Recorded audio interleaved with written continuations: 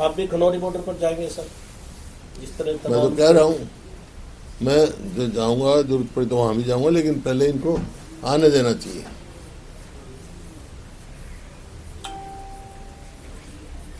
मैं कोई नंबर बनाने के चक्कर में नहीं हूँ। मैं इनकी जनरल मांगों का समर्थन करता हूँ, समर्थन करती पूरी पार्टी करती है। वही मुद्दा एमएसपी की मांग को लेकर डल्लेवाल ने ये कहा है कि जब तक एमएसपी लागू नहीं होगी उनका आमरण अनशन खत्म नहीं होगा, चाहे उनकी जान। देखिए, उसकी स्थिति गंभीर है डल्लेवाला जी की, और ये मामला कोई नया नहीं है। किसानों की पहले से भी मांग थी। जब 3 कानून पे बात हुई, जब 3 कानून आए थे सरकार ने वापस लिए, उस टाइम बात हुई, उस टाइम ये कंडीशन थी और उनको आश्वासन दिया गया था कि भाई एमएसपी की कानूनी गारंटी नहीं, और C2 50% स्वामीनाथन का फार्मूला लागू करेंगे। वही एक रास्ता है किसानों को कर्जे में डूबने से बचाने का। मान लो 2014 में 8 लाख करोड़ किसानों पे कर्जा था, पूरे देश के किसानों पे। अब वो 25 लाख करोड़ से भी ज़्यादा हो गया, बल्कि 26-27 लाख करोड़ हो गया होगा। तो किसान कर्जे में डूबता जा रहा है। तो उनसे तुरंत बात करके सरकार को चाहिए, डल्लेवाला जी के गंभीर स्थिति है, उनसे बात करके इस बातचीत द्वारा समाधान निकालना चाहिए।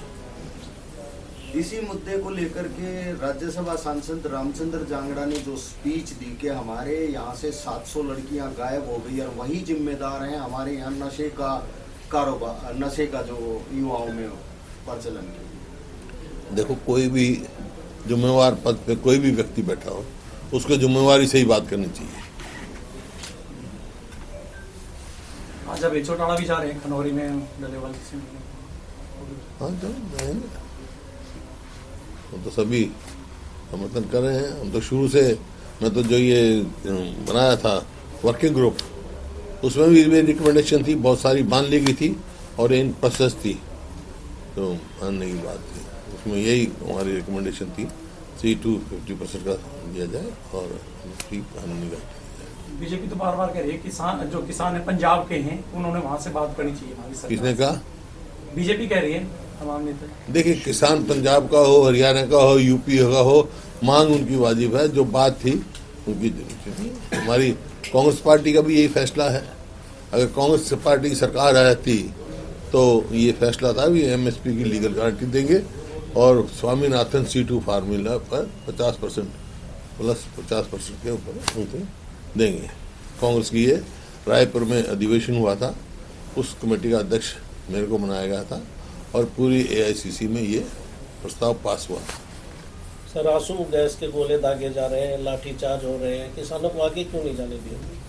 देखिए, वही मैं कह रहा हूँ, ये अप्रजातांत्रिक है।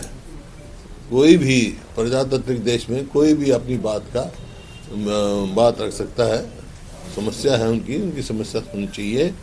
और जब एक कोई अगर कानून हाथ में ले तो जरूर सरकार को करना चाहिए।